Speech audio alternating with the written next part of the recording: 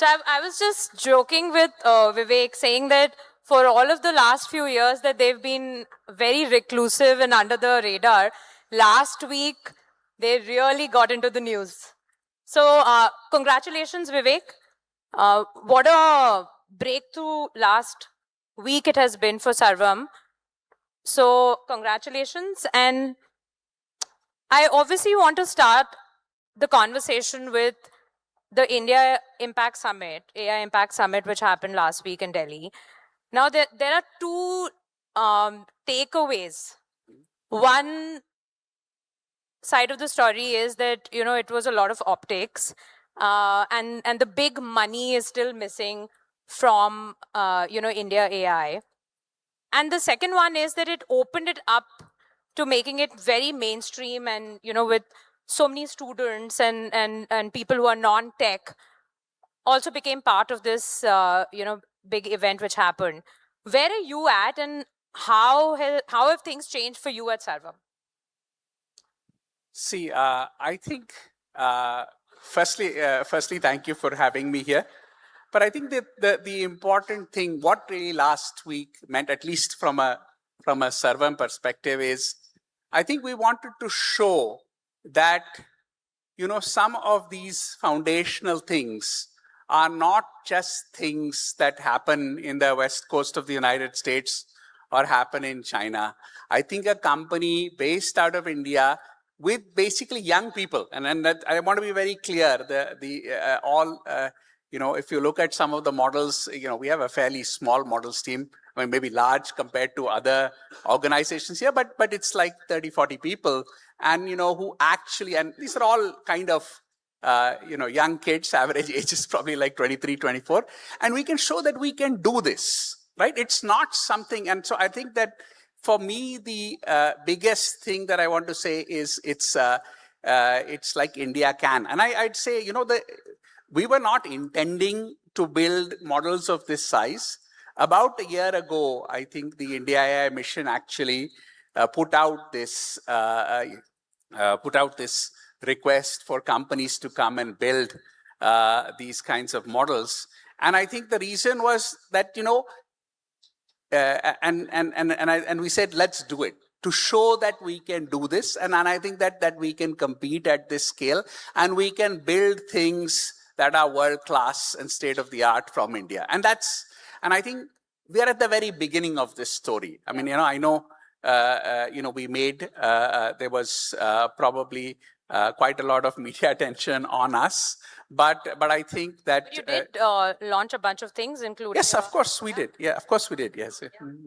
So, I think I've heard you say this earlier as well, and you were a crucial part of the, Aadhaar and this entire biometric identification, which was a huge deal for the government. So you've seen this at scale. You have said earlier that, the fear is that India should not become a digital colony. Mm-hmm. But how do you look at it that, at the same event last week, there were players like, OpenAI, Anthropic. These are very large frontier models, which are obviously looking at India as a huge data, they're training their, models on data which is retrieved and accessed in India. So how do you kind of pitch yourself as a sovereign model vis-a-vis the ones which are, have raised billions and billions of dollars? How do you play this game?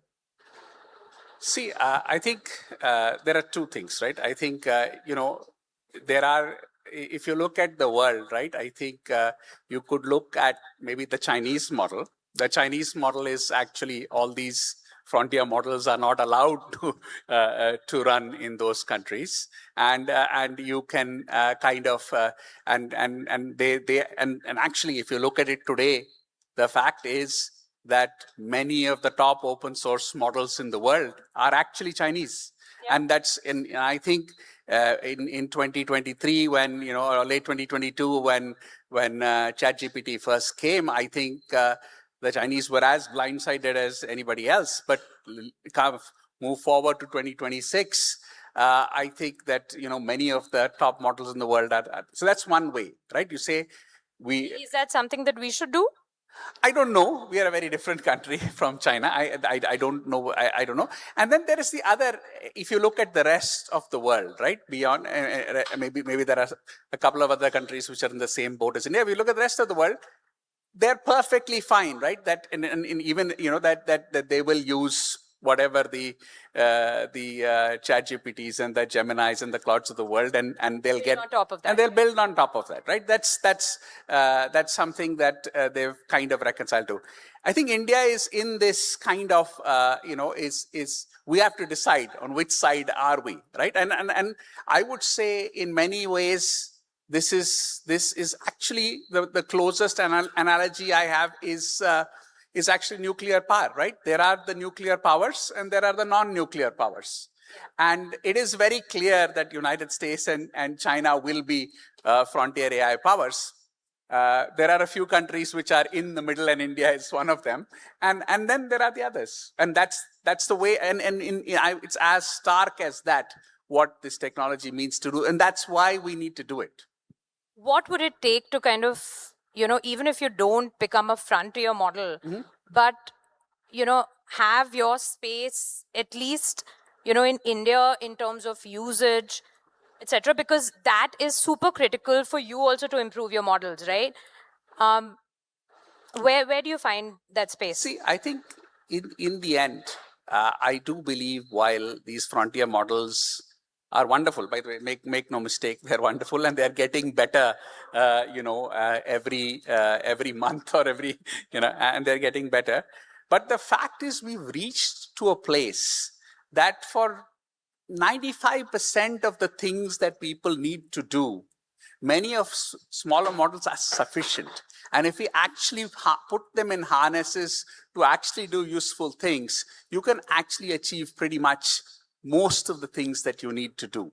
So the question really is, and I think this is a thing that I had said in the past, right?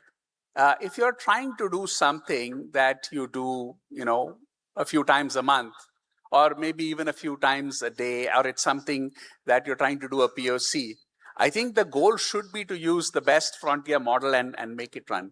But if you have something that actually you do millions or billions of times a day, having a well orchestrated harness of small models, which is actually the cheaper, the more energy efficient, and also the faster way to do things.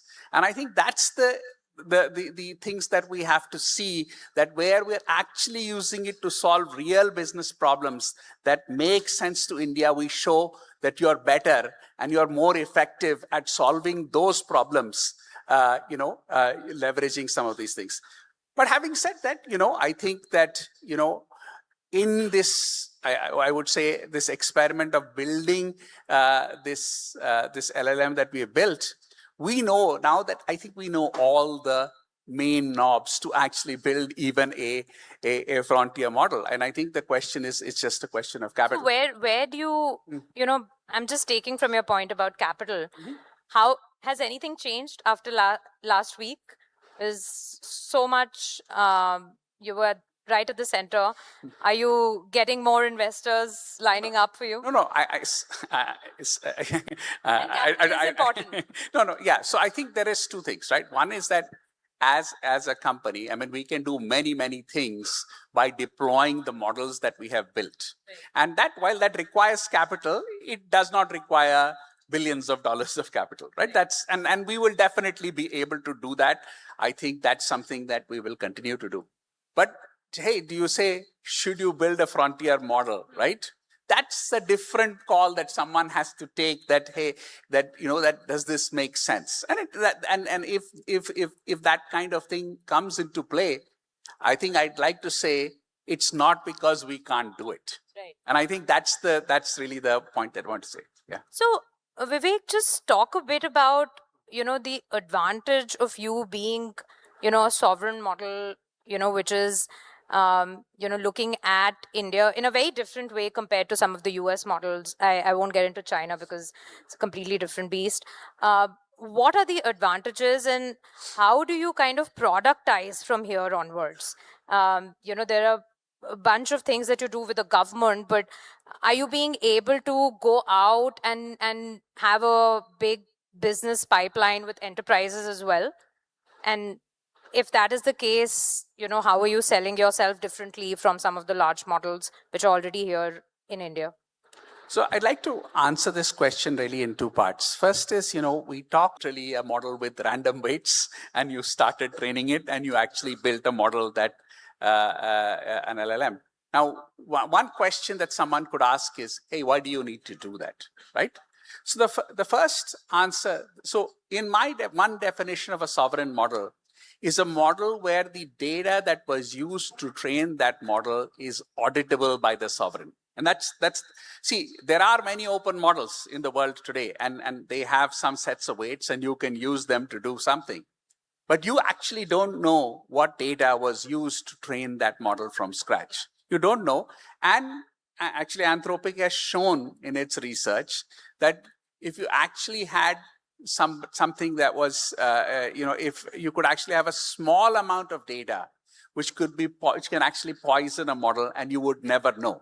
So that's one kind of level that, hey, why do you need to train a model from scratch? Now you can say that maybe that's very important only in some very mission critical kind of scenarios, like maybe defense and maybe like those kinds of things where you really can't take a risk on these kinds of things. But that's one level of sovereignty. The next level of sovereignty is actually the ability to actually take existing open models and actually inference them at scale. And actually, India has not been very good at that either. Today, there are many good open models that are there, but it's hosting a large open model, right? Just DeepSeek, for an example, right, is not a trivial thing. There is nobody in India who's actually providing a hosted service for something like that at scale. And this is something that's with, it could be any model, but you can decide which models you want to host in that way. But the ability to use that and to generate tokens of intelligence at low cost and at large scale is something which is a very core sovereign capability. Otherwise, what's happening is, you have, and frankly, some people are very proud that we are the largest free user of ChatGPT. But really, what are you doing? You're taking your data, you're sending it out, and you're importing intelligence. And I think we've seen, as a country like India, we have that cultural history, right? We exported cotton and imported cloth, and that's exactly what's happening. Yeah. But just a quick last few questions, Vivek. We're running out of time. But since you brought in that point about India being, the largest user of ChatGPT, now where do you kind of see the government playing a role in really, building sort of the AI that we are seeing right now? Or do you think it will really actually change once the big capital comes in, and not so much government intervention? So I think government has a role to play, but I think it has to be beyond government, right? I think there's no. So why is that needle not moving? See, I think in the end, you have to prove value to people. I think it's a very simple thing. I think that, yes, you are working under constraints that maybe other people are not working. But if you pick your battles right and focus on problems that are relevant to India and do them better than anybody else, I think that will happen. And you have to, unless you are actually making I think, frankly, I think that while I think there is a role for government in all of these things, we think that it is our enterprises, and consumer is a little harder because how do you compete with free? I don't know. But it is a real.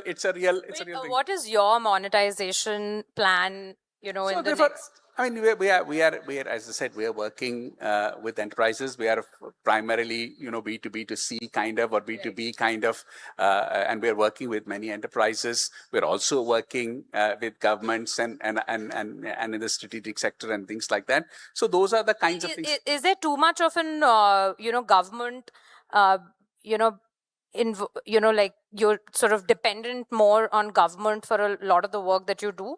No, Has that worked against you?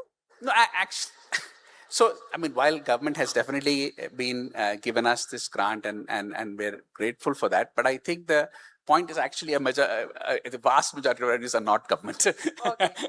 That's good to know. Well, last thoughts, Vivek. I mean, someone building in AI in India at this point, what do you suggest and how should they go about with it? Is it on the app layer? They should get into which of the different stacks in AI? No, I think there's so much value to be had at the application and at the orchestration layer and using models in good ways. I mean, I think when we talk about sovereignty, one important thing is when I use a model as an API, right, that's at least a stateless thing. And if the app is controlled by Indian companies and Indian entities, I think we can build things which are very useful for people in India, at the same time are actually help to keep some of this, the core intelligence within the country. So I think there's a whole bunch of things at the application layer that should be happening, and some of them not easy, right? I mean, I think that we know that a revolution is going on in coding. What's really happening is it's not funny, right? What's happening here? And I think there are so many opportunities in the application layer. I think, and many people will do those kinds of things. But having said that, we need to do the hard things. We need to be able to train the models. We need to be able to run the models at scale. Otherwise, we will be a digital colony. It's not everybody who needs to do it, but there needs to be enough people who need to do it so that we can do this. Thanks a lot for doing that for India. Thanks so much, Vivek, for taking our time. Thank you. Thank you. Yeah.